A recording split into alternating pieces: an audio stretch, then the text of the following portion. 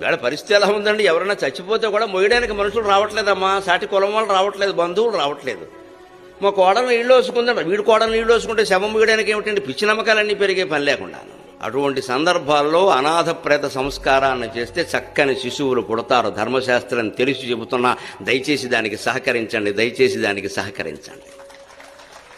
మనిషి పోతే ఎందుకండి ఈ శాస్త్రాలన్నీ పని లేక? అవతల మనిషి పోయాడమ్మా, ఏడుస్తున్నారు వాళ్ళు. వాళ్ళకి ఏం కావాలో అది చూడాలి.